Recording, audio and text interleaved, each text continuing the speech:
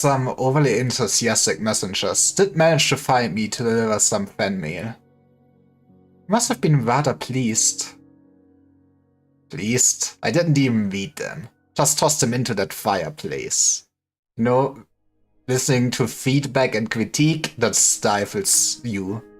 The only way to improve is just say fucking and write a 1,000-page long novel on the internet. I'm pertinent. Moreover, not a single story in your collection doesn't cut off unceremoniously. Really impertinent. You see, writing endings is hard. It's simple, really. Okay, I can't write an ending to save my life. Okay, might will have, like, character progression during this one, for sure. You'd best head home now, miss. You're clearly well educated.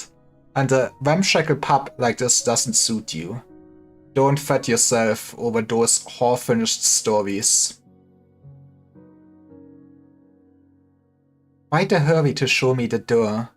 Perhaps I can help you. Order takes measure of the woman once more. Even with a hood over her head, he can see how pale her face is. She must be very sickly, he thinks. The moment she arrived in this abandoned village, she went straight for the pub. She had clearly done her research and seems unlikely to give up anytime soon. After ruminating, he picks up a sticky mug left among the cards and chips strewn across the table and downs a mouthful of rancid beer.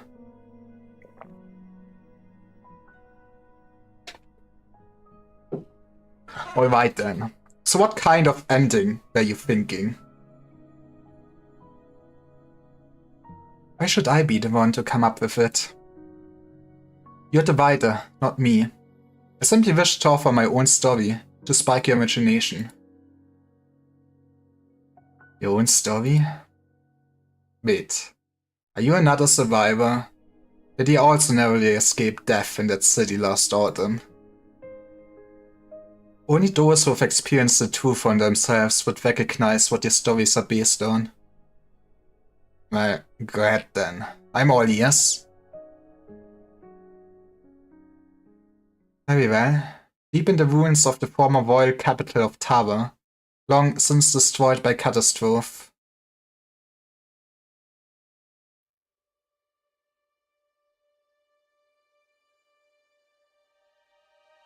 Deep in the ruins of the former royal capital of Tava, long since destroyed by catastrophe, on one uneventful yet peaceful day, the flame burning in the metal stove was snuffed out. This was no urgent matter, but the wet dragon came all the same.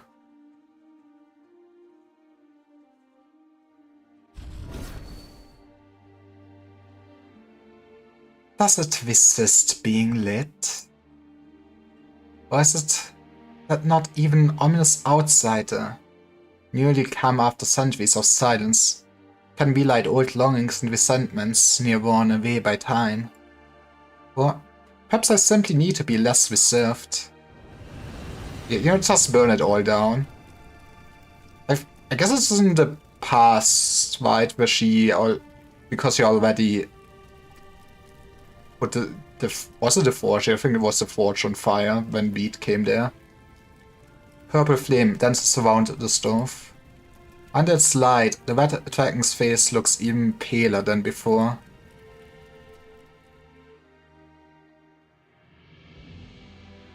Are you awake? Or must I remind you who you are? The pathetic red dragon who cast aside his crown and wandered the wilderness for 20 years. Only to be murdered by his closest kin on his return. Laphirirach, the exiled king, correct? Yeah, they actually talk about Planishers visiting. So now we're seeing how that went. That is cool.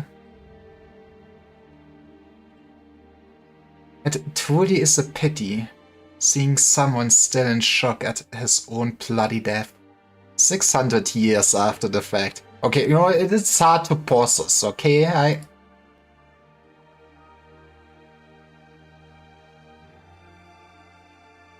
Maybe on a rewatch I understand what the fuck happened. Oh jeez. So what you're saying is I will be too stupid.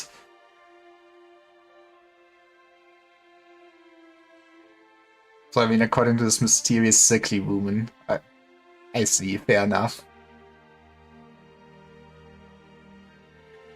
600 years? Give or take. The true date of your death has long been forgotten.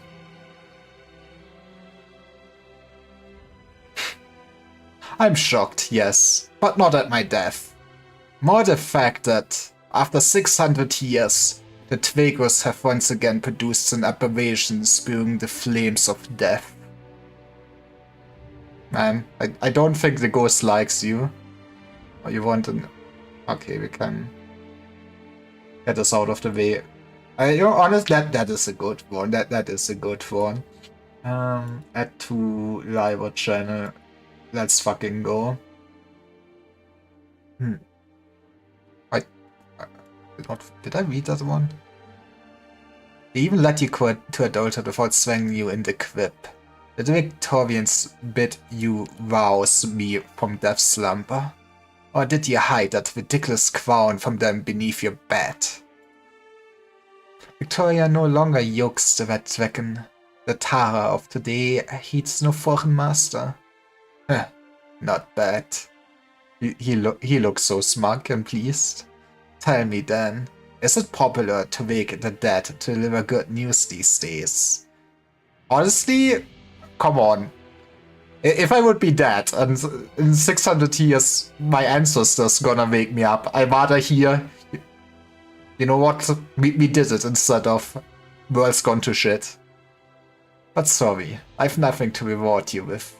Now, if that's all, you'd best be on your way. My flame's burning within you. You won't be ending this after a few trifling pleasantries, Slapperhehaf. You are my vassal now. Ending? My ending came long ago. You're the one with unfinished business here. My ancestors... Okay, you know, don't listen to this streamer. Streamer's stupid. You know what? Maybe my ancestors will wake me up in the future, you know? That would be spooky. Imagine if your ancestor comes up to you again. Look, I get it. They're the flames of death after all. They get you into all kinds of trouble. Life and death getting jumbled up. Herds of undying beasts. Newborn cubs having their lives snuffed out before you know it. The works. So, how big a mess are we talking here? A field? A city? Countryside? Is that all of Tara light to free her from Victoria's heel? You what? You know, if we cannot have this, nobody can have it. Salted Earth strategy, let's go. Let her be razed into the ground. Let Tara become a nation of the dead. Either way, the flames of death will seek out a new kindling. Or so I thought at first.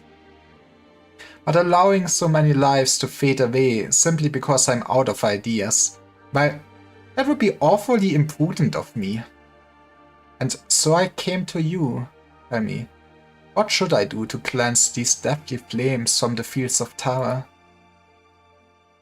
If only that were empty bluster. Go ahead, use your imagination. I've heard enough. What I'm about to say isn't for you. For all the people still willing to call themselves Terrans. Those tainted by your flame and marching towards death have been renounced by life itself. Will never return to them. This goes without saying for the corpses marching behind you, obviously. But the same holds for those who still live yet walk like the dead. There's no medicine that can save them. Gather them together, so that the fires do not taint others. Appeasement, is that all you can suggest? Ah, of course not.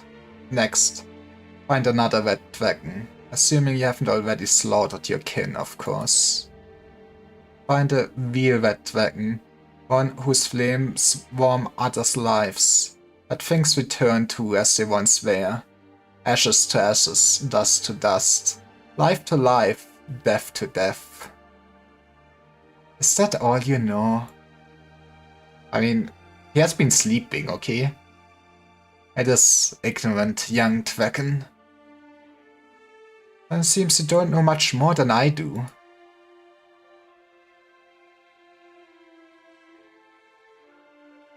The red dragon does not even bother to sneer at him. He simply turns and leaves. She passes by a ruined home, faint yellow candlelight seeping through the cracks. This is the wilderness where the dead roam. No one should be living here. Until she knocks on the door. It's time to unalive you. Who are you? Who I am is unimportant. What's important is why you're living out here. Okay, I guess she hasn't heard yet, but housing market, that's fucked, man. Okay, this man can be happy that he has at least somewhere to live. I came because there aren't any Victorians here to knock at my door and rob the food I dug up myself along with my savings. I bet she lived like this. He's living his best life. She's cute. She is cute. 5 years ago, on a night like this, a wicked caster came by, killing the Victorians as they closed in, step by step. I offered him beast meat, cranes, and freshly brewed wine. Let's go. But he told me he didn't need any of it. What he needed was fire. A fire fueled by those who would happily burn themselves away. And so my only son, Keith, left home and followed him. What a noble soul. Then, 3 years ago, someone knocked on my door in the middle of the night again. It was Keith. He was still alive. My Keith. He no longer spoke or wept or even breathed. But he was on fire. That was pretty metal. He just stood there, his body covered in purple flames. How tragic. That gets worse. I buried him, but he refused to rot away in the earth. Instead, he dug himself out, and now his corpse is wandering endlessly in the wilds. Which is why I'm still living here. Oh, okay, now it's just sad. I was just thinking he was living his best life, but man. Are you one of that caster's friends? Are you here to lay Keith to rest?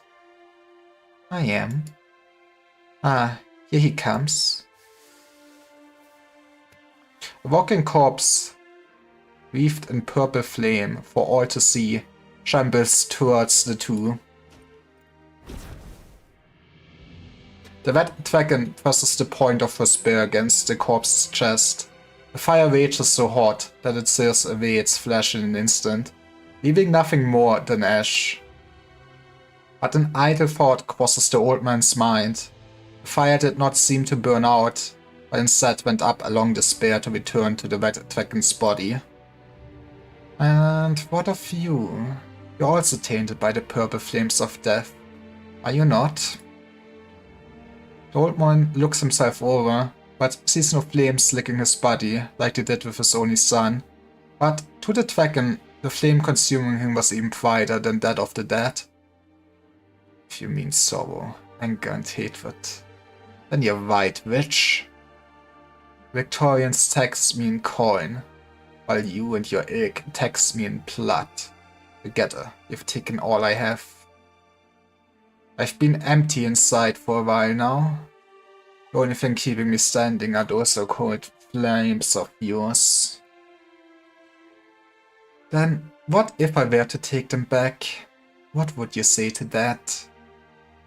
I'd say you're late. Worldmoon closes his eyes, facing the point of the red dragon spear. You can feel the fires of anger and sorrow propping him up burble as they flow into her hand. As they leave his body, his muddled consciousness leaves with him. He can sense that death is near, but considering how stagnant his life has become, he no longer fears it. But the fire suddenly stopped flowing. Why? Why won't you kill me? Because you no longer need to be killed.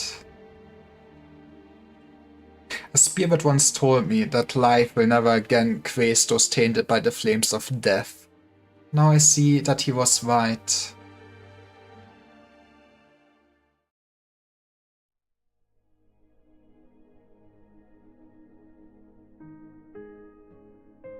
Now I see that he was right, the red dragon answered coldly. How's that for an ending? I took what I heard from that old man and added a bit of spice. Shouldn't be too charming an addition to your story, I would think. Bring in the ghost of legendary exiled king, are we? I will do, but do you really need the ending to my story at this point? Sounds like you know what happened. What you've seen clearly differs from what I saw. You must see it through your eyes, hear it through your ears. You're not one of those bored toffs who's into piecing together the truth, are you? Nah, she just wants to get drunk. I've never once considered the truth boring. Well, seeing as we both managed to make it out of that hellhole alive, I can pass you all the drafts I abandoned in the process of observing, thinking, and writing. But as for how the stories actually end, I couldn't say. Since we were talking about the red dragon, how about I start there too? The writer pours another half mug of beer directly into his belly, glances at the woman with a hint of provocation, then begins to tell his tale. If you have ever made the journey to the red dragon's lair we call Sorcy, no matter how briefly, you will never forget the dark woods along the way. They are dismal and damp, filled with a gloomy mist and fae who love playing tricks on men. A labyrinth of darkest black. It is said that of all the people who have entered, not a one has ever left without the forest's permission. A lot of this is trying to pick out what actually happened. Fair, I love my unreliable narrators. Even if it does open its bows to allow you passage, the mischievous fae will still lead you astray, cheering at your clumsy movements all the while. But once they finally leave you be, that explains the enemies of that event.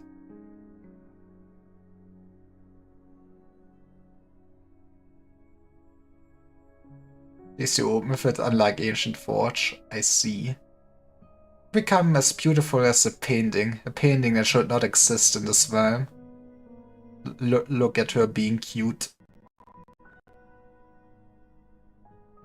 The red dragon, along with the people who have followed her all this way, step into the lair without the slightest hesitation, leaving that beautiful sight behind them. Sorcy, the Heart of Tower, the red dragon's lair. Fuck that dragon. I mean, I was new, but fuck that dragon. Which red dragon, you ask? I did not play Ancient Forge. Yeah, no, I didn't. Guess you really do enjoy piecing together the truth. You must be thinking, I think you don't know a damn thing, so I'm trying to mislead you? Right, since you're already so well informed, no need for me to beat around the bush.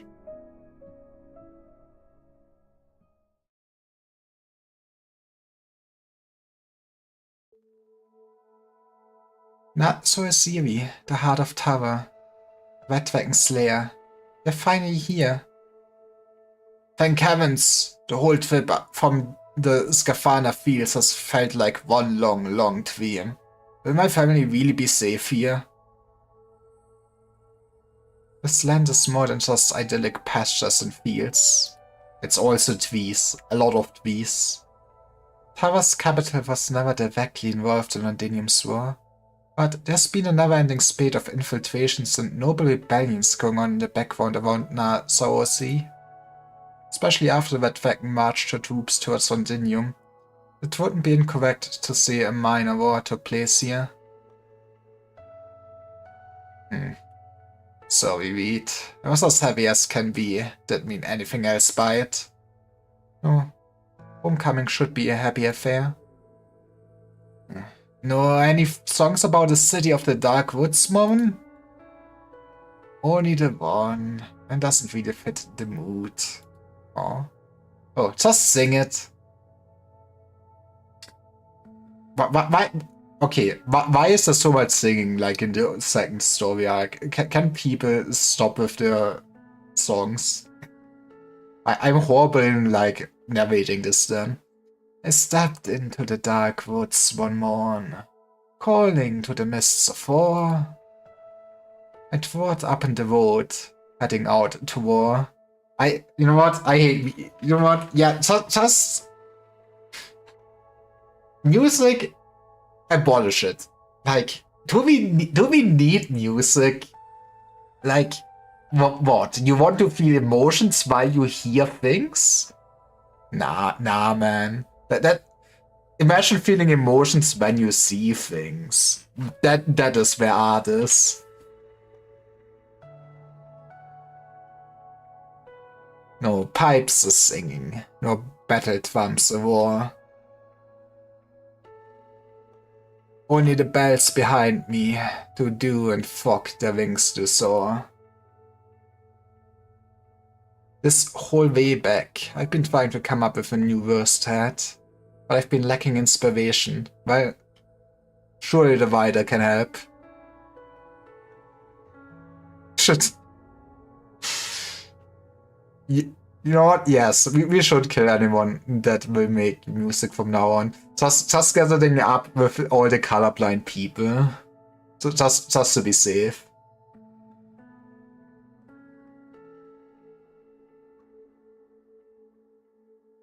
You see me more anxious than before, Reed. Was the tune really that much of a downer? No, it's nothing to do with the song. It's a good song. Ashini does not finish her sentence. Behind her, the refugees step out of the forest one after the other. Compared to the display of leaping colors they just emerged from, Narsauer seems stiff and dour. However, aside from Ashini, nobody minds.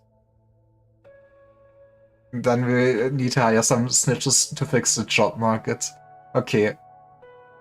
I did actually check my email like during stream, and I will not promise too much, but some people in this chat might know I did job interview this morning, and I got already the reply. And this is now the unbelievable part. So far, they are willing to hire me.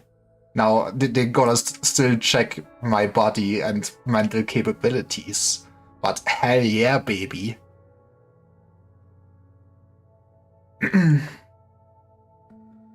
It's a good day. I really need to play more Arknights till that happens. All they know is they have finally ended a long sojourn. They have reached a journey's end. They have returned home.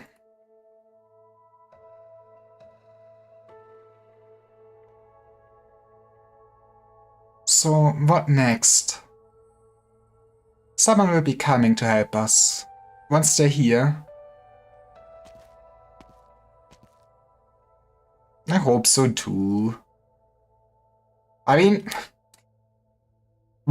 nobody knows my real identity. I will say I'm not super enthused about it in job overall, but I guess it would be a stable job with job security at least.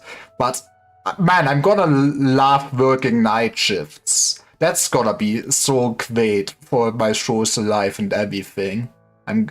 That's gonna be Kashoni spots a figure slowly walking over from the city. It must be the man here to greet them, but the last time they met, he had wanted to kill her. She subconsciously puts her arms out to shield Moran at her side. It's Dublin Boso. And if I will be Destiny then? Exactly! Why are you here? Well, it's fine. We will have to just do it in 6 in the morning instead then. We can manage.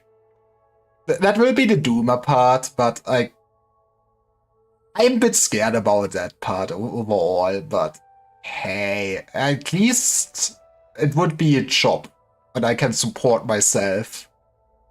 I love this guy. No, I do not. But it's actually nice to, get them also picked up again. I've come to welcome you. What? I'll be escorting you into Na Soisi to meet with Her Highness Aplana. Don't worry. You'll never have to see me again. Not unless absolutely necessary. Indeed, the issues we could resolve without meeting, she and I already solved on a Gastwell. Then please, follow me. As for Anchorage, due to security concerns, I will make other arrangements for them. No, there are taverns too. You must enter with me, I promise them. I would love to acquiesce. Truth be told, the majority of our citizens are unaware that there is a second Red Dragon, namely you. That is rude. I can guarantee that they will keep it secret. This is where you and Her Highness disagree. Then, do you mean to say that my sister will ensure they do? Hey, though, once they cannot speak? This is precisely why I must bring them into Naasorosi. Who are thou? I may have an idea that would satisfy both parties, if you'd care to hear it. She does look like a nerd. I brought you here, weak woman, not simply as an overseer for settling citizens, but also for your discretion in sensitive matters. I like this lady, I forgot her name. That's fair. There's a lot of people in this game. I hope this idea of yours isn't mere wishful thinking. If so, note that even you will no longer be welcome in Naasorosi. Of course, of course. As you eloquently put it, Naasorosi is indeed unable to so readily open its gates to our errant countrymen. But I'm headed to the village of the Wakemen tomorrow to ask for some sacred instruments. Seeing how these people have nowhere else to go, I can have them stay at the village for now. I think that happened is coming back to me. Yippee! I mean, that's good, right? Wakeman? Isn't that some sort of codename plucked straight from the old legends? My people have been relegated to song and story for many, many years too. Those of us who live around the ruins rarely ever leave. I'm just not born. Which is why I can promise you that... well, no word of the Red Dragon will leave the village.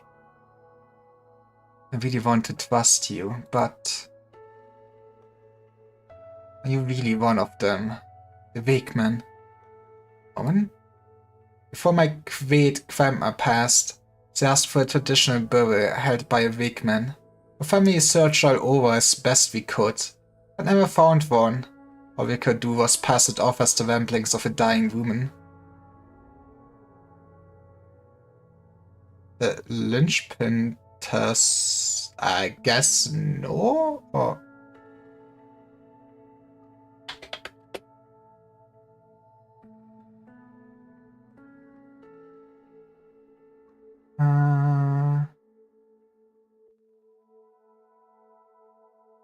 don't think I did.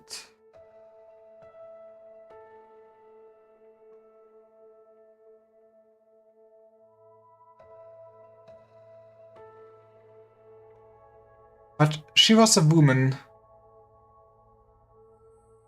Oh, wait. Oh, that... Okay, no, yeah, I did that. That's that one done. So, yeah, I did that. I did that after I did chapter 14.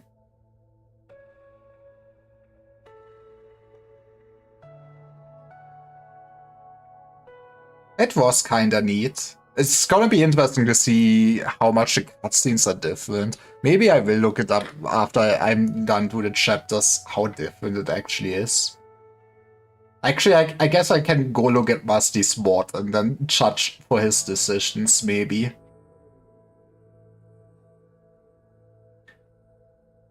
But she was a woman with her head on straight, not the type to mix things up with legends. She had something real, it's as real as can be. Besides, I've heard many stories about your kind. I'm willing to trust you. And please don't betray that trust, vague woman. Naturally. Alright. What say you, Mr. Brigadier? Go.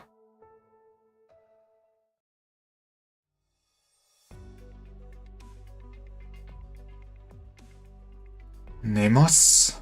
Who are these people? Man, imagine being able to see. But I do kinda like the Celtic outfit and everything. It is nice. Sorry for making trouble for you even after I left. We are taverns with no place to call home. Nah, Sorossi can't take them in at the moment. So I thought maybe we made an exception many years ago by not forbidding you from leaving. We have even less reason to admit these strangers we know nothing about. What if we're not here to be admitted to the Wakeman, ma'am? Morin? Once, when I still dreamed of being a wandering bard, I collected the legends of the Wakeman, sought out your people, and told your tales. But in the end, my dreams of both bardhood and Wakeman were shattered to pieces. Only now, when all I want is to go home, do I run into you. Legends are true. Your people live ascetic lives. You only come into contact with outsiders to hold funerals, letting the souls of the departed find rest in fire. And the rest of the year you're just sitting at home playing Arknights, living the life. Correct. We came here with... No, we're just folks from all across Tara seeking refuge. Not a one of us is qualified to join you. We're just looking for a place to stay for a day or two. I promise you, we'll follow your laws and customs as best as we can. Won't trouble you any more than we already have. Winter's just around the corner too. I'm not too sure if your people hold harvest festivals, but if you need any help, please feel free to ask. Samhain, that is the true name of what you called the Harvest Festival. But seem you really are different from the city folk. There are some abandoned huts outside the ruins. You may clean them and stay there. Yippee! Housing for free? Thank you. Or rather, go ripe Maeve Agard. I probably cursed someone's mother right there.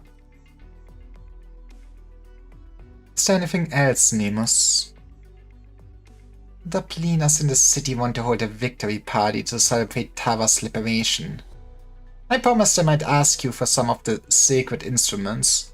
It should Taran unity, represent the importance of tradition to the nation. With Simon almost upon us, we have none to spare. Have you forgotten? But even if we did, we would not give them away.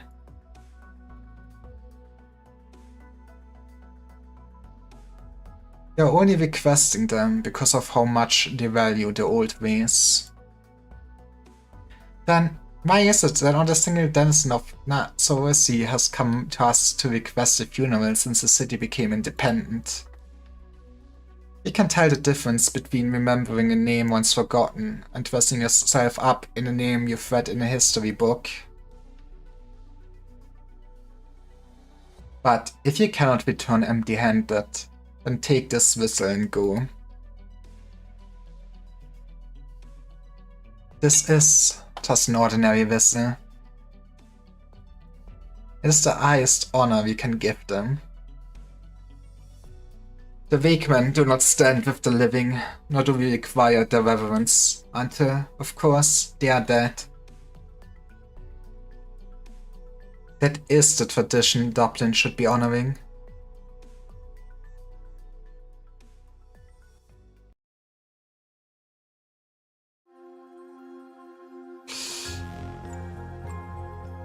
Was this all the first cutscene? I think this was... Yeah, this was all the... Jesus Christ.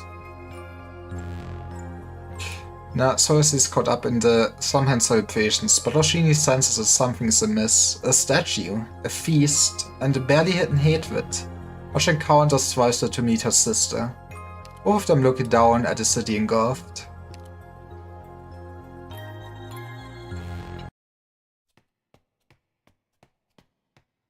Extra, extra! Read all about it! The Victorians are retreating, not fighting! Tara's gotten back all its territory! It's that easy. This, I mean, I guess the Inters did not have any manpower at all to do anything, right? Peace will be restored to all of Tara by Samhain.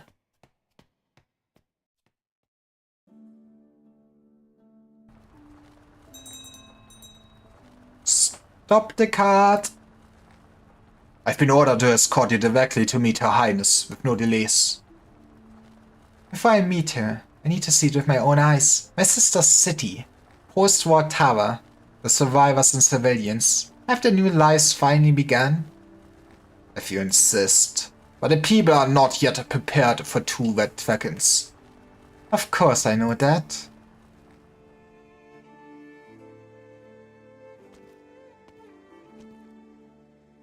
Just take these. These knives, axes and balls are all made of iron. They make for good materials. I beg you, Kulan, take them. Even if you have to melt them down and make some ice for our statue. But that's a waste. Autumn is almost over. Mornings in Nasorsi are cold and damp. A pair of scared, weathered hands rub against the cold and dry metal goods, much like a soldier running their fingers over metal of valor in wartime. The people yell out his name, hoping the broken tools in their hands will be accepted, smelted, and used by the hero to forge the statue. The hero. Yes, the hero. Every story needs a hero like that. Feel. Come help carry this stuff into the workshop. That is one beefy man. He is not skipping arm day for sure. I mean now, Feel? I help you sharpen your knife tonight. What a lazy brat. That's what you get for pampering him too much. No, I mean, that doesn't matter if that's boy around. Just take everything, please. I can take everything. We all need these tools to get by. And goes double for your prosthetic leg. No, just melt it. I'm standing up fine, aren't I? That wooden leg Nemus made is only temporary. Once better craftsmen arrive in town, they can repair your iron one. But you're making a statue to commemorate our victory in the war. Honestly, I wish I could have nationalism like this or something. Imagine going like, walking? I don't need to walk. But a statue for my country. This feels so deluded. One that will be displayed in the main square during Samhain. Frankly, been honor for my rusty old leg to be part of that. No means no. Just take it already. It's all old stuff we'd have thrown out while cleaning anyway. No one's got any use for them. What's wrong with these balls? They look perfectly fine to me. We can use clay ones instead. As for the axes, we'll just share the few we've got left. That's not good for productivity though. The war just ended. I studied sword on everything. Don't help you. How will the statue ever be finished? Still, I can accept used prosthetics, no matter what. You're a great man, my hero. But you can be so stubborn. She slowly walks into the crowd. For some reason, she feels as though there's something separating her from them, as if she's looking at them from the other side of a bonfire. Excuse me, what are you all doing? A new face in town? Haven't seen many of those lately. Where are you from, Uwe? I've returned to Tava from a place far, far away, called Londinium. See, Cullen, if you'd just taken everything without a fuss, you wouldn't have embarrassed yourself in front of our countrymen from afar. My answer is still no. Not the prosthetic leg. The other stuff, fine. Why are people donating their pots, pans, and prosthetics?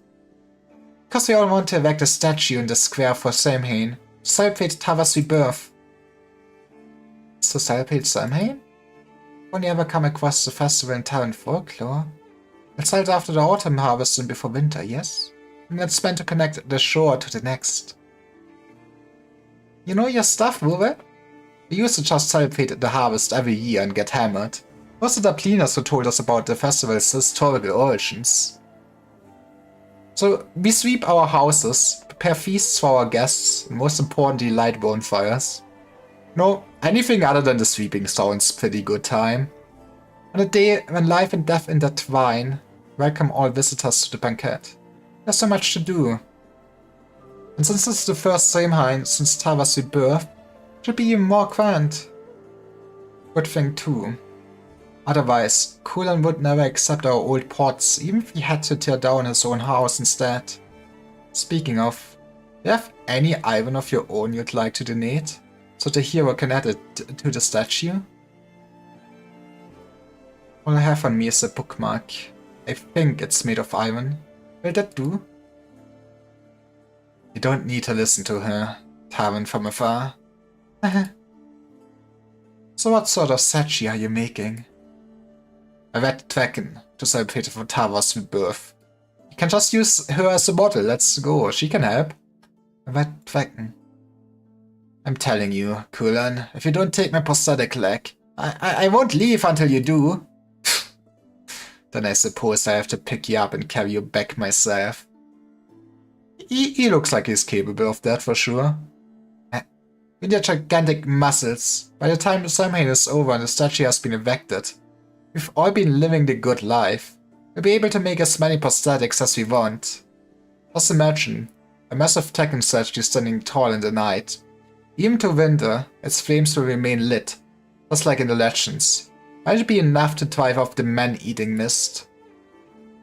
And we wouldn't have to obey the blasted curfew anymore. Curfew is an order approved by the Red Dragon, put in place to ensure our safety. I know that, of course I know that. As they speak, more and more people begin to gather around them, until the alley is completely blocked. They each carry all manner of things meant to be melted down for the statue. Colin patiently receives each new visitor as the objects at his feet begin to pile up. He's quite a large man. Even he can carry all of them at once. Allow me to help you, Colin. Oh, no need for that. My friend is Theo. Can you really count on Theo, though? I have no idea where that rascal ran off to. He talks a good game, but slacks off when no one's watching. Typical Victorian. And how old was he when his parents died? Does he even remember Victoria? So what's your name, friend? Pete. Have you found a place to stay yet? You're welcome to stay at my place for the night. You wouldn't want to be wandering the streets during curfew, that's for sure. I think I do, but a curfew? You mean the city has a lights out bell, so it's gonna haunt you forever? Not quite. Victoria used lights out bells to suppress the Tarans. Nah, so as these curfews to safeguard us. Yeah, we just have different branding. The black mist lingers in the dark woods, shielding all of Narsaucy from outsiders. But at times, it also drifts into the city streets. The curfew is meant to prevent anyone from encountering the mist. It permits no trespass. Anyone who enters without permission will never return. What a great place to settle down. You mean the mist really eats people? Listen to yourself. You've come all this way, and this is what you ask about? Look, things will be better soon. Just you wait. Now come with me. I'll show you around Napsoasi. What about the man building the statue? Colin, was it? What's he going to do? I know a bit of arts. Perhaps I could help him. Oh, don't worry about him. He's a giant hero. He once dispatched an entire Victorian scout team in the dark woods. Unfortunately, he was a bit of a softie at the last moment. He's the only one willing to put up with Theo's nonsense. All by himself? Really? This might be a lie. Well, in the woods. The force has always been on the Tyrant's side. Stop changing the subject, Reed. Just come with me and have some ale and stewed meat. It will warm you right up. You must know that you've come home at the perfect time.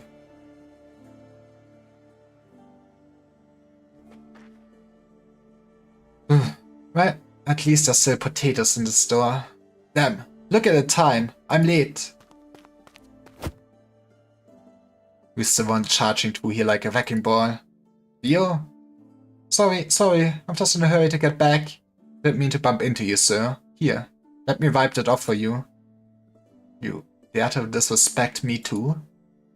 What? No, maybe I misspoke. I was just wondering if you needed help. Stay away from me. Man raises his cane and strikes Theo hard on the chest. Man! With the cane? Knocking him away. Morning mist has long since scattered in the uneven crevices of the stone pavement, forming murky puddles. Caught off guard, Theo stumbles backward and falls straight into one. Whip Theo. You Victorian scoundrel. What do you think you are? Who do you think you are? How dare you offer me charity? Put that cane away! What's going on here? Ooh. She was a welfare unit, I remember. Are you okay, Theo? Fine, Fidget. I'm fine. I crashed into him first. The rootless nomad and the Victorian mongrel. Couldn't ask for a more perfect pair of lowlifes. I'm not exactly making your ancestors proud, Fidget. Is she doing anything wrong? What's that supposed to mean? Forget the Victorian mongrel. What about you? They descended from the exiled king, from the very clan that supposed to run the tyrants of impending catastrophes. Yet here you are, mingling with the likes of him. Even during the war, you never cared whether your own people won or lost. Just coldly toss those battle reports into the citadel, and go door to door delivering those meaningless personal letters. Are you not even fit to call yourself tyrants? You know, maybe now that you have your country back, you should try to also be racist. You know how it feels like to be on the receiving end of that. So, this is the only place you have to go? Why not just go back to Kulin? I need to wash my clothes first. Should be quick. You don't need to worry about me, Pritchett. Oh, of course I'm worried. I came here to just see you, after all. Why is the place wrecked by war and left to rot any better than Kulan's workshop? At least there you'd have the forge keeping you warm, and hot meals. No, it's just that I don't want to cause him any more trouble. Please. Don't tell Kulan about what happened today, okay? I'll be on my way as soon as my clothes dry. I'm not here for him, Theo. I'm here for you. To take you away. Take me away? Did he say something to you?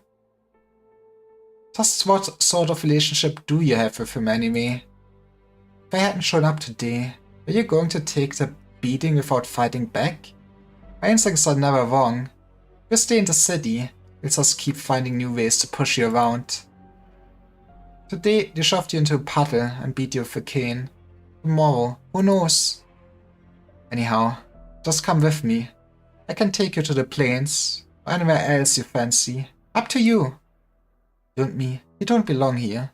And if you got nowhere else to go, you can always head to Nema's old place and stay with the Wakeman for a while. No, I feel just Dwight being homeless. I do want to see them after all these stories Deimos has told me. But I can't leave, not unless Cullen asks me to. Nemos has no time to look after him, and the Tekken statue isn't finished yet. What would he do if I just up and left? But still, thanks, Bridget. If you say so, then I'll take you back to the city before I leave. No, don't bother. It's cold out, so my clothes won't be dry for a while. I'll go back then. And if all else fails, I can always take shelter in that abandoned home. Someone left a quilt and bedsheets there. Somebody at least had pity, huh? And I stayed there before. That would be fine. If you really don't want to come with, I suppose it's safer here than risking a trip to another city. So that even Cullen looks after you all the time, huh? There's more important things to do. I should be making things easy on him, not giving him something else to worry about. Man, boy had to grow up quick in life, huh? Theo is my god. Theo is gonna, like, somehow perish and die a gruesome death, isn't he? Well, goodbye then. Take care of yourself. You hear?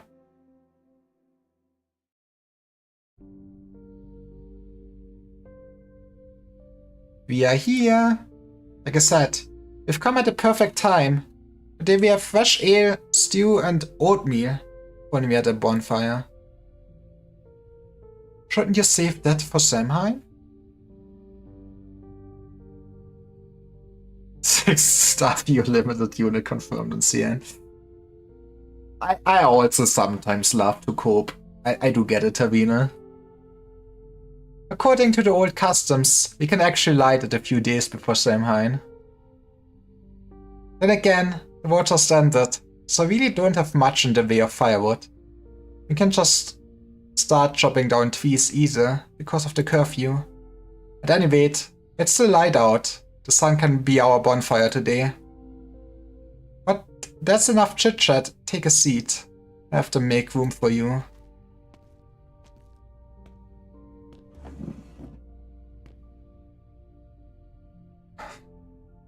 Roshini steps forward, in the damp, chilly air. Each dish in the lavish spread on the table has the same familiar scent. Warm, rustic and simple, yet not what it seems. She looks around, concealing her surprise, only to find that no one else finds any of this unusual. Is this stewed meat? Yeah, this here's the meat. These are grilled fins, and the cup is full of ale. Oh, right. And we also have oatmeal. I'll go grab you a bowl. But all the dishes appear to be made of the same thing. They're all made of potatoes, right?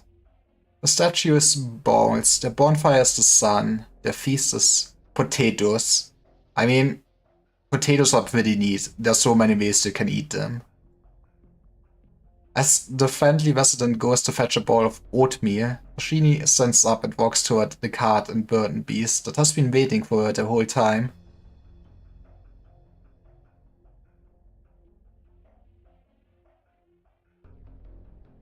Her Highness will return very soon. Please wait here. And this place is Sorasi Citadel.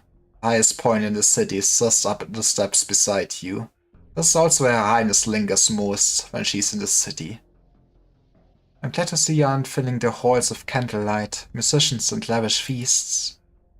Already told you, the primary reason the city is short on supplies is because trade between Victoria and Terra is not yet fully resumed. We are working as hard as we can to resolve the issue. And, I mean, we need the tea, right? The residents are very understanding of the situation. They hold nothing but goodwill and genuine love for Terra. Your Highness the Planner. I wonder... I mean... Okay. Victoria kinda surrendered just to land. But would they be long terms really be in a peaceful relationship with Tara? I feel like there will be so much tension still and everything. Leave us. At once. Ashini. That's what is going on in the city, sister. Everyone's celebrating Samhain. Except there's no harvest, no bonfire. The feast is nothing but potatoes. Hey, okay, poor times. You came here to make me repeat what the Brigadiers already told you. But I suppose I can play along. I wouldn't want to spoil our long overdue reunion. Reunion mentioned? I'm more worried about your spear. Where is it now? A spear? We're talking about the spear you gave me. It's being stored in a warehouse in Woods Island. I no longer need it. How can someone with no weapon claim any sort of power? Or get power? Even survival would be a struggle. I said, the spear you gave me. Also, you won't kill me. At least not yet. As a puppet, it's only just regained its soul. You wouldn't want to break me before you've had a chance to play with your new toy. Man, such loving siblings right there. Actually, what is it? I've seen like so much fan art implying there might be some moments going on between these two, which I just cannot see at all. But hey, maybe after this one, it's like for me those are just sisters that will kill each other one day. Oh yeah, it's unhinged. Like, fair enough. Your words are quite hurtful. Anyone can be made a puppet, Roshini. Anyone except you. You're my dance partner. Yet you'd rather stand in my shadow than join me on the floor. People just go, oh, these women have strong emotions towards each other. It must be women's. Yeah, it's two anime women. Must be Yuri.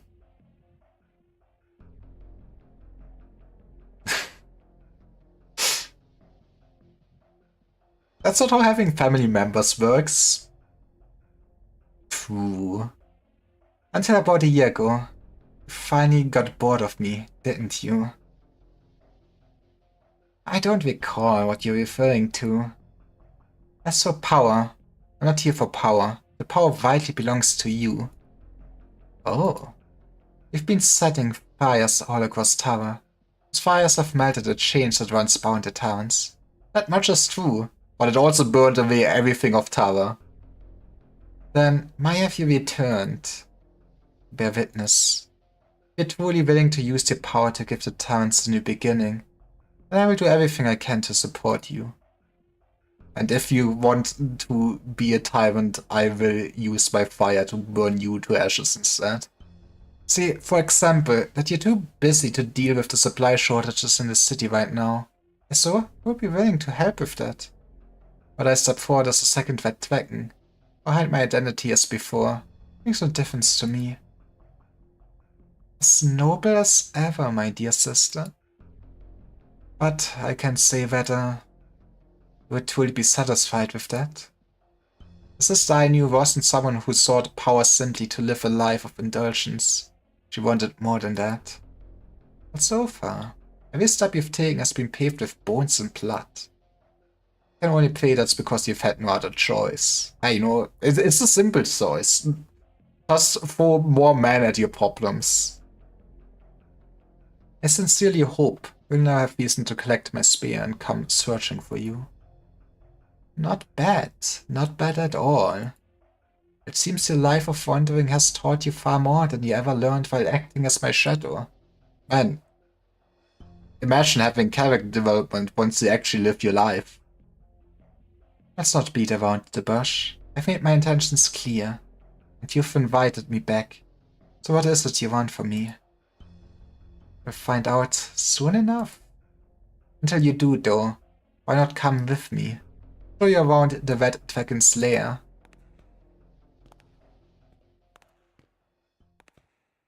That is a nice view. Legend has it that the architect deliberately shaped the plate with uneven elevations to mirror the old tavern capital. Okay, that sounds just... I mean, it sounds like somebody just wants to cover up that they fucked up the construction work. Yeah, sorry, didn't do it straight, but okay, bear with me. This is actually just to order our old capital, I swear. Legend has it that Tava's stonemasons showcased the finest craftsmanship in every building they made, save for one. If a few to add even a single ornament to the citadel, it would be inhabited by a puppet king. Rashini has heard many stories like this, but no story can tell you whether it is itself a true flame, or merely its shadow cast on the wall. And so, she follows her sister up the steps and looks down at the city with her own eyes. She sees the empty pedestal in the square below, seems to be waiting for something massive to be placed upon it. She sees the undulating cobblestone roads stretching from the square, and the humble stone houses, so simple, inspire a sense of affection. But after she focuses her gaze and takes a harder look, she finally sees the thing she had sensed before, the thing that had separated her from the other residents. Are you talking about... I did bring up that I did see so much fan art of basically Plana and Tweed romancing, to put it nicely. So yes, we're talking about incest.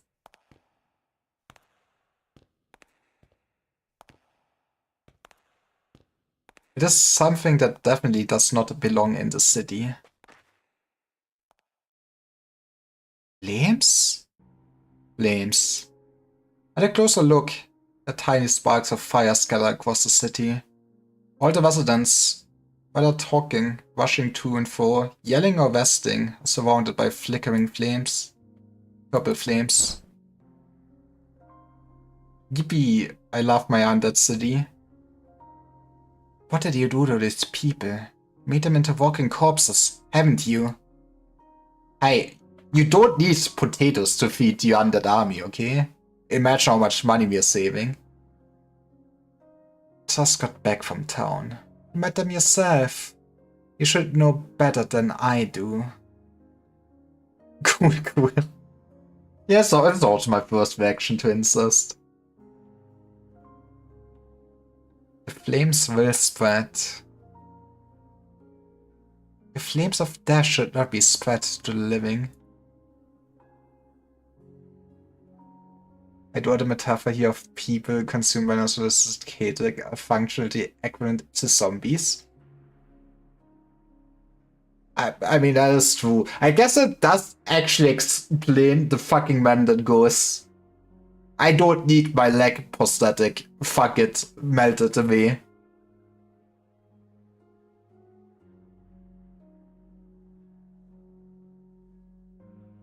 All I've seen is an artwork of Wheat and Nequest as the statues from the new event. Okay. The statues of the new event just became a meme.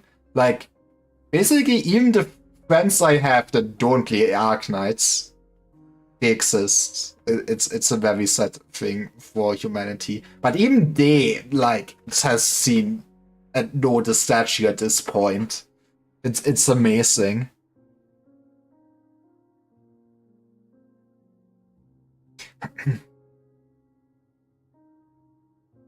So good because like original response to consciousness and emotions, so like the purple fire is both literal magical necromancy and the nationalistic favor. The bad fans. You know, Masti, once you get older, you need to accept that everyone around you is flawed, and then that you still love the people around you even with their flaws, even if they don't play Arknights. But I do like the statue. It does look so smug. I guess it is also a memorable enemy. I do really like like the current event overall. Like, it was a pain in the ass. It kind of... I feel like this event taught me that at some point I should invest a bit more into healers. I mean, in one sense I have good healers, but also the only thing I rely on is basically either Monster or Haruka. And yeah, this was such a healing-focused event mechanics-wise. So maybe one day I have more.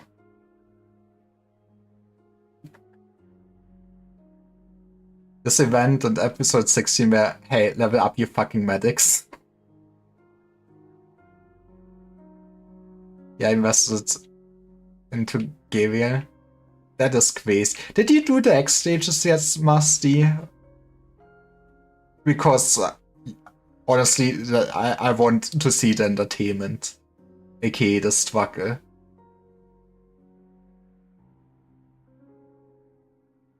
But to be fair, like, for the challenge version of the last X stage, I did just, in the end, kinda cave and did just, like, supported Titty. And, you know, to nobody's surprise, Titty was just made for this. No. Honestly, it is a fun event. So enjoy the suffering. But yeah, let's go back to actually the people becoming undead and only thinking about their country anymore. I also like how this light basically just shines on her. It's an unfortunate reality, but wherever man resides, so too does death. Whether on a battlefield or in a bustling city. The flames merely hasten the inevitable. But I must admit, doesn't sit right with me either. The dead wander the wilderness, driven by the desires they held in life, while those tainted by the flames of death can never truly start anew. Life and death cannot remain entangled like this, each defiling the other. But haven't you been their chief defiler? No. You know, I might be at fault for all of this and leading this country, but... Death should be mine to command. I cannot have it expanding beyond the boundaries I set. Well then, my dear sister, what would you like Tara to become? I want your opinion. Should the living endure and the dead rest in peace? Should all of Tara become a kingdom of death? You know, something life is not worth it without the suffering. So how about we have some living people in our country? I ask a question you already know the answer to. Then it is clear what you must do. Kill me, Rashini. That's rather direct. What? How the hell does she end up basically on Woods Island? While you've been watching through the crowds, I've been busy preparing. The moment the tip of your spear pierces my heart, heralding death's embrace, everything tainted by my deathly flame shall leave this realm along with me. Bet these Summers characters don't even play out nice. Oof. Oof. Then you'll become the first and only true leader Tara has seen in decades. Right? Spoilers, guys, but I know that we will not kill a Planer. I will not be your shadow anymore, and we red dragons will not be the monsters they claim us to be, slaughtering our own kin in madness. Sometimes, often even, kinslaying can be a virtuous act. Depends. I think people dislike that if you do it in Crusader Kings. For some reason, they think it's not honorable or something.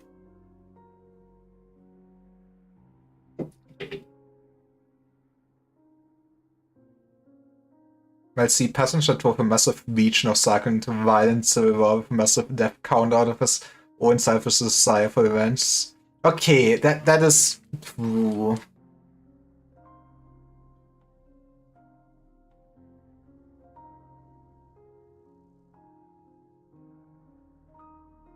Well, we can fix her. Let's look at this angle. We can fix her. What about those touched by your fire? Can they really start their lives anew, as you promised? I've promised nothing about life, Roshini. Not even for those untouched by my flames. As for the city folk, they've already been entangled by the violet flames. Will gradually become walking corpses. They eventually leave here with me. This much is certain. They're living, breathing people! Out under your command and won your war for you. The right to start anew. I can fix her. I can fix her. As you see.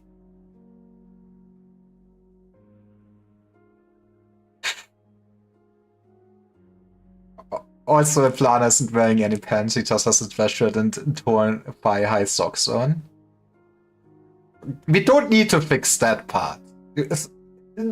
Not everything of hers is redeemably, okay? That can stay.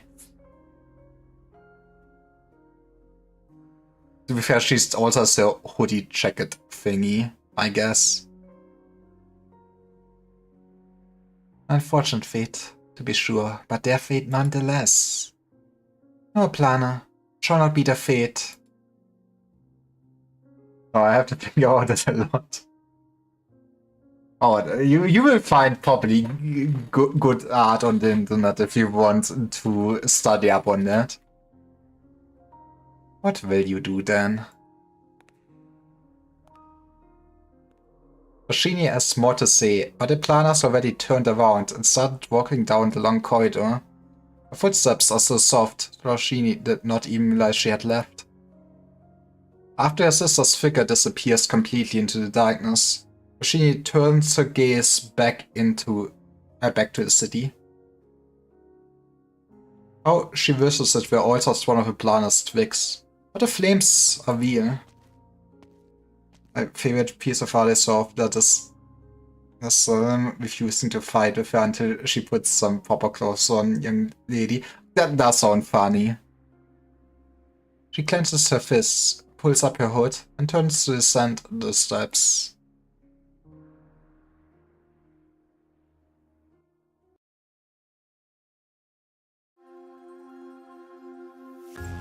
That was it before, right? Do I? Yeah, I'm spicy. Let's do this one and then end the stream. After falling out with her sister, Roshini fails in her attempt to dispel the violet flames, but just wants to leave the city and go elsewhere. But gets stuck outside its gates. Dublin, we should be upholding order in the city, or exacerbates the crisis. Wait, Dublin are bad guys? No way.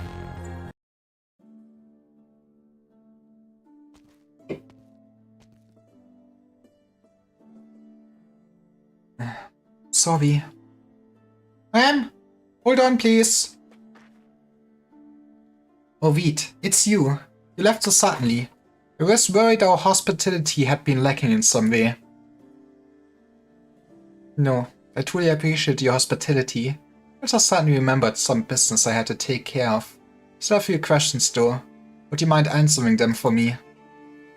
Ask away. You realize that you are engulfed in flames. What? Everything's normal. I eat my potatoes. Every morning I sing the national hymn. You know, flames are my blessing. Wow. You can see other people's blessings? I didn't notice until someone pointed it out to me. Wait, you're saying you know about the flames, but can't see them? How can that be? The friendly resident puts her hands on her waist. I mean, at least it makes it a bit more ethical if the populace is at least aware of it. The ancient tyrants carried small flames at their waists, stabilized through Olsham arts to dispel the dark mist in the marsh. After Victoria seized full control of Taba, this custom, along with all similar practices, was strictly banned. But times have changed. No longer bound by Victoria's rules, the Tarans, or at least the people of Nasorsi, have chosen to wear small Witcham lamps at their waists. I'm sure you know fuel is scarce, and with the curfew in place, we can't afford to keep the lamps on. Not that we need to, but we carry these small lamps. Oh. That's her fire. There's the color of her fire in the lamp. Interesting. Now, whenever people turn on the lamps, this is the color they'll see. If they replace the filaments with different ones, the color remains unchanged. And you're not the least bit worried about this? Well, as you can see, things are on the up and up here in Nasorsi. What explanation can there be but a Red Dragon's blessing? What? What if a reckless returnee tried to warn her that those flames were anything but fictitious? She would never believe it. Okay, go back to your cave, Plato. Oshini hopes that perhaps a more direct approach would work. But I wanted to experience the dragon's blessing for myself. May I hold your hand? But you've already entered the city. Everyone who does will receive the blessing, sooner or later. Yippee! You just need to step in and you're dead. Please? Just as a small favor. Well, I suppose it wasn't easy for you to make it all the way back to the tower. Alright. What do you do for a living anyway? I breathe fire. I know some basic medicine, along with some healing arts. Nothing to brag about. So, you're a doctor then. We're needing doctors, actually. Come here, give me your hand.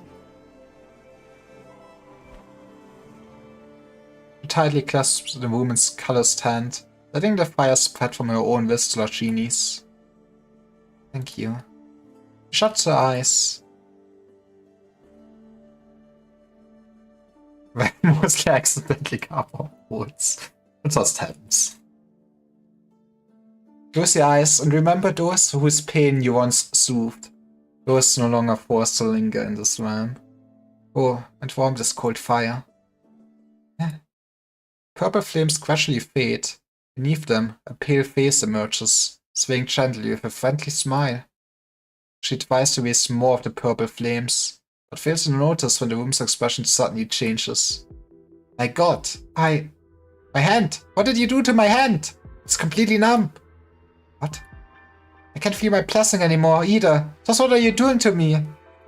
Right, this is how we will just put meat on a bonfire and burn her as a witch. Let go! Meat. Big woman? Meat, please let go of this poor lady. Sorry, ma'am. She means no harm. I stake my honor on it. But she said she's a doctor. How could a doctor possibly... Arts-based medicine can sometimes have side effects. Look at your hand. It's perfectly fine now, isn't it? But I still can't feel anything. You'll be fine. The weird, vague woman raises her hand, gently pressing her warm palm to the frightened woman's forehead. It is just a normal, casual gesture, yet the woman gradually calms down. Okay, I believe you. Right. I still have my hand, as well as my blessing. It's almost nightfall. You should head back home. And Reed, you have another banquet to attend, don't you? Banquet? Right, the banquet. So please, allow me to lead the way.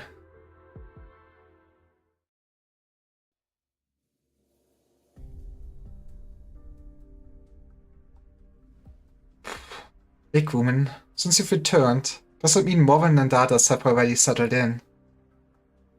That's right. We'll be staying just outside the ruins. We're probably still clearing out the empty houses right about now.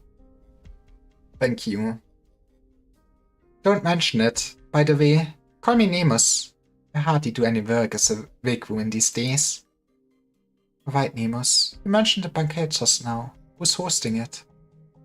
In a few days, Dublin will be hosting a celebratory banquet, and all the high-ranking nobles will be in attendance, including Her Highness the Planner.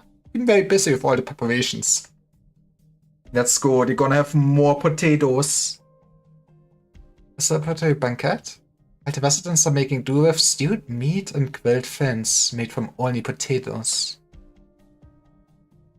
Potato thing started out due to a food shortage, but now they're just used to it. You know, they all just realized getting scurvy will be fun. You should just get it. Okay, just eating potatoes that's not so healthy. But Dublin is aware of the situation in the city. They're calling it a banquet. I didn't see any eating or drinking on the itinerary. I'm not trying to cover for anyone, Mr. Sheeny. I truly believe that Dublin wouldn't turn its back on the people of Tara like that. Now, if you'll excuse me, I must be going. She certainly left in a hurry. So, directly removing the violet flames would only cause a panic. What if I were to do it more subtly? To launder whatever you want, then. Who's there? The noble red dragon turns around and sees a figure engulfed in blazing purple flames. No, everybody just sees ghosts these days. No, if the other residents have been merely kissed by the flames, the person standing before her seems to have been forged from the purple fire itself. Flames don't look harsh, yet it distort the very light around them. Unfortunately, what you want sounds incredibly boring. Read them for my people? After all, Tara's flames have already been dyed that color. That's just a fact. You know about the flames? I happened to find out about them, yes. Tell me everything you know. It's extremely important. Why should I? I need to stop people from being engulfed by the purple flames, so you can replace them with your own flames. As long as the people of the city are safe, the color doesn't matter. What grandiose nonsense. It's almost nostalgic. Your excuse is so clumsy that it's laughable, Red Dragon. What is your relationship to my sister, sir? I'm her grandfather. Oshini takes a step forward, while the figure moves backward, preserving the distance between them. Relationship? Your sister and I are all cut from the same cloth.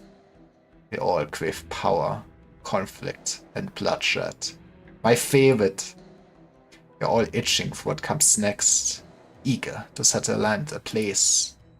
Okay, but will it be a nice flame, you know, to just keep people warmer, or do we have to burn everything down to ashes? But this time, let's stay out of it, until the lair is consumed by flames. I'll be cheering on both sides.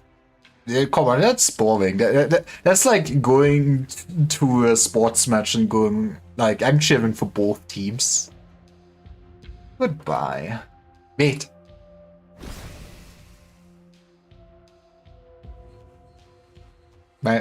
There goes the spooky ghost. Red Dragon tries to weave the flames of life into a cage. Before it can take shape, the strange figure scatters in the wind. A fire only briefly illuminated his long tail, and returned to nothingness.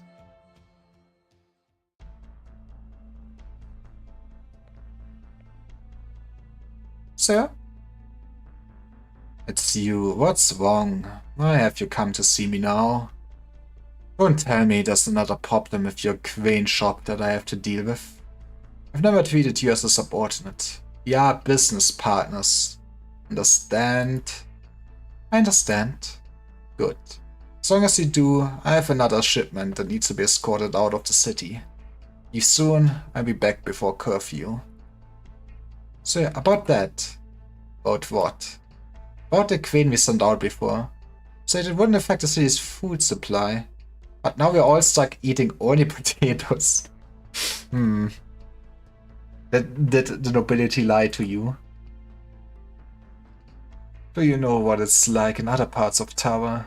They don't even have potatoes. Now, that is a fate worse than death. So as his agricultural output is already top tier.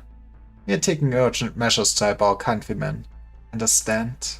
Besides, how much did you earn from just those last 2 cards? We are rich. Look at it this way. The people of Nasorosi aren't starving. At least they've got potatoes to fill their bellies. What's more, it's almost harvest time. There'll be plenty of new grain then. I'm more worried that your tiny shop won't have the throughput to sell it all. Still, I don't want to force anyone to act against their conscience. You really feel that bad about it. You can always just transfer your business license to someone else and close your shop. But how will I eat then? I told you, you're not my subordinate. How's that my problem? Alright. Just send over your business license by the end of the day. No, don't! Okay, I'll do it. You're still standing there. I have something else to discuss. My friend told me that lately, the dark mist in the forest. Dark mist? I need you to remind me about that. Might as well quit right now.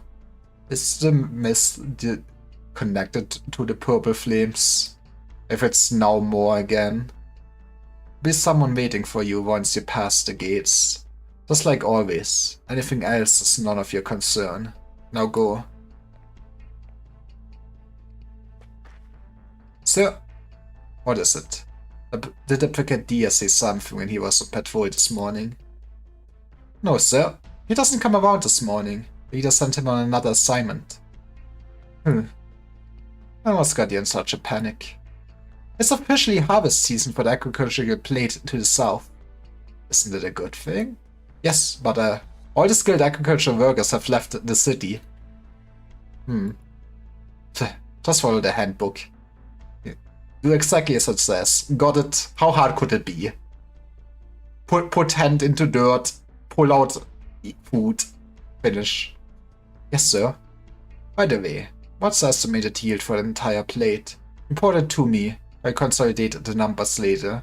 I mean, from the sounds of it at least, this man is trying to make sure that nobody in Tower is starving, but I'm also not sure how much you can trust that.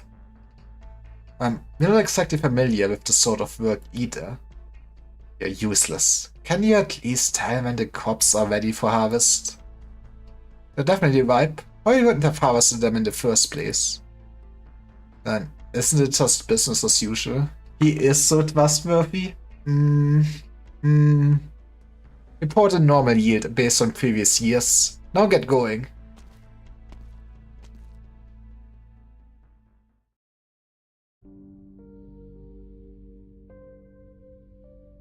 Hello, I'm Pritchett, the Nomad. The jittery guard. Well, he is a war hero. Probably. What do you want? Delivered all my letters in Nasorosi, so I'd like to go to the highest point in the city and let the wind carry my messages to my brothers and sisters. Then I'll be on my way. Oh, now I remember. It's you. Been here so many times, and we've never let you up there even once. Haven't you learned your lesson yet? Hey, if she keeps asking, grinds you down. Even the Victorians led me up to the top of the citadel when they were in charge. Do I look like a Victorian to you? No, you're a tavern. And you should know that, since you're all taverns. There's no need to indulge those outdated customs of yours anymore. All that nomad and Wegman nonsense. It's all stupid superstition. Man, it's kinda... I mean, I don't say that you need to keep up all the traditions of your country or something like that, but for people that went like, man, we are oppressed, our culture's getting erased, look at me, and then they're just going, our culture? Fuck that. That's outdated. Now, get moving. If you don't, I might just have you arrested. Fine. I'm going. I need to make a fuss. Yep. I just realized I did not turn up the game audio at all, did I? It could be louder. Yeah, I did a little bit, but let's do this. Yep. But I've done exactly nothing I set out to do other than delivering my letters. It's also really interesting in the context of PS2's Great Chief Returns, where Eunectus is portrayed as a hero suggesting the same thing to the point she blows up a temple. One has an issue with this? Man. Need to see how the perspective of the writers shift. That is neat.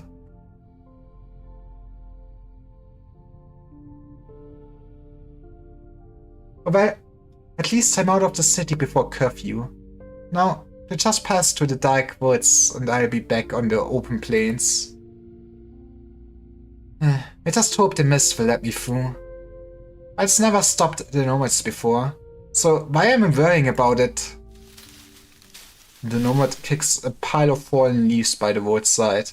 Rustling sounds echoes through the vast empty forest ahead. Though here, surprised, the sound doesn't fade away. It echoes back in a repeating loop.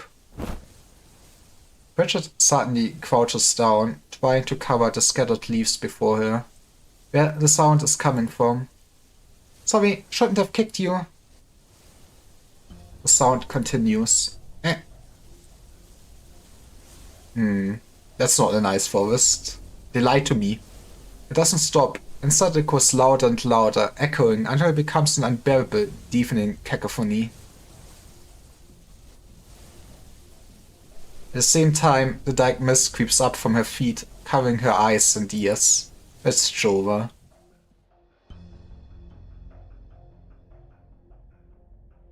Until she realizes she's back at the forest entrance. Is she though?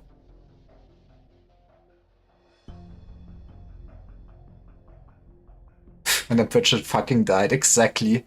This is the 5th time. Oh, this is just Zelda, you know? You just need to walk the right path.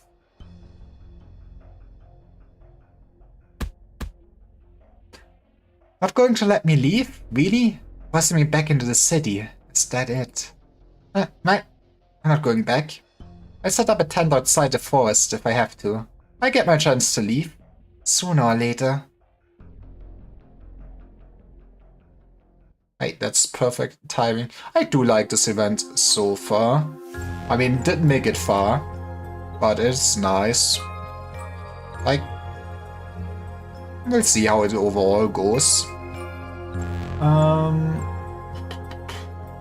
Honestly, I'm just happy to see more Weed.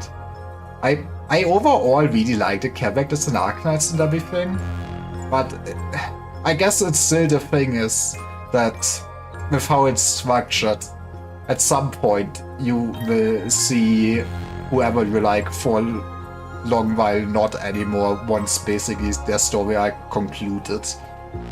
I mean, I guess we did get her ult and everything and we got an Equus, but I'm not sure how much they would actually make Tavern's storyline in the near future. Okay. Who is streaming? Okay, maybe I will keep eating good. They have the tendency to dig up old characters out of nowhere. I mean, it is nice if they can keep consistently doing that. It's like, basically that is one of the big flaws of basically gacha games.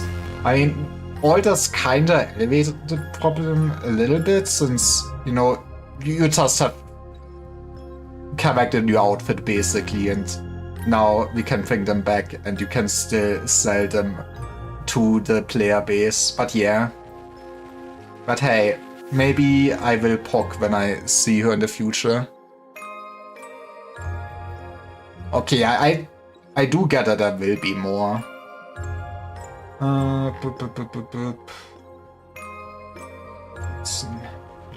Nobody I follow is like streaming anything relevant I would want to stream into, so I guess this is where we go to Arknights. Can't believe nobody I follow is streaming Arknights these days.